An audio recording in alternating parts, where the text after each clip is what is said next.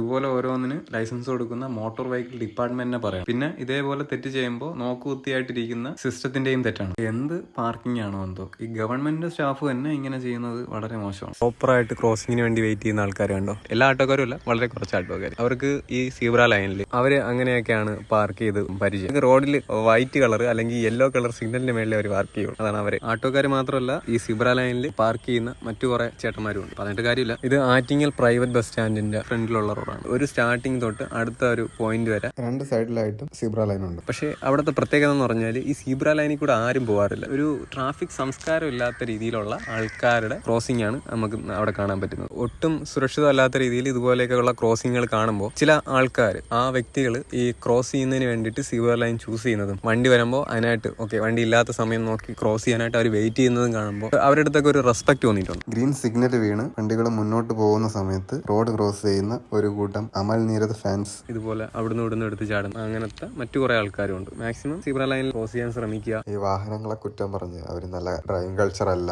എന്നൊക്കെ പറയേക്കാളും ആ road use ചെയ്യുന്ന കുറെ കാൽനട യാത്രക്കാരുണ്ടാവും. ഇവർക്ക് പ്രോപ്പറായിട്ട് റോഡ് ക്രോസ് ചെയ്യാൻ പോലും ഉള്ള ധാരണയില്ല. അവരാണ് ഈ അപകടങ്ങൾ ഉണ്ടാക്കി വെക്കുന്നതിൽ ഒരു പ്രധാന പങ്ക് വഹിക്കുന്നത്. ചില ടീംസ് എന്ന് പറഞ്ഞു കഴിഞ്ഞാൽ അവർ ഈ സീബ്ര ലൈനിൽ ക്രോസ് ചെയ്യൂല, പകരം സീബ്ര ലൈനിന്റെ തൊട്ടപ്പുറത്തൂടെ അവർ ക്രോസ്. അതാണ് വേറൊരു ടീം. ആ സീബ്ര ലൈൻ ക്രോസ് ചെയ്യാൻ നിൽക്കുന്നവരെ ഇനി ഇപ്പുറത്ത് വന്നിട്ട് ബസ്സിന്റെ മേളിൽ കൂടെ ചാടി അപ്പുറത്ത് ഇറങ്ങണം. എന്ത് പാർക്കിംഗ് ആണോ എന്തോ, ഈ ഗവൺമെന്റ് സ്റ്റാഫ് തന്നെ ഇങ്ങനെ ചെയ്യുന്നത് വളരെ മോശമാണ്. സീബ്ര ലൈനിൽ മാത്രമേ പാർക്ക് ചെയ്യുള്ളൂ, ട്രാഫിക് നിയമങ്ങളൊന്നും അനുസരിക്കൂല എന്ന് നിങ്ങൾ വല്ല പ്രതിജ്ഞയാണ് എടുത്തിട്ടുണ്ടോ? ഇതുപോലെ ഓരോന്നിന് ലൈസൻസ് കൊടുക്കുന്ന മോട്ടോർ വെഹിക്കിൾ ഡിപ്പാർട്ട്മെന്റിനെ പറയാം. പിന്നെ ഇതേപോലെ തെറ്റ് ചെയ്യുമ്പോൾ നോക്കുകുത്തിയായിട്ടിരിക്കുന്ന സിസ്റ്റത്തിന്റെയും തെറ്റാണ്.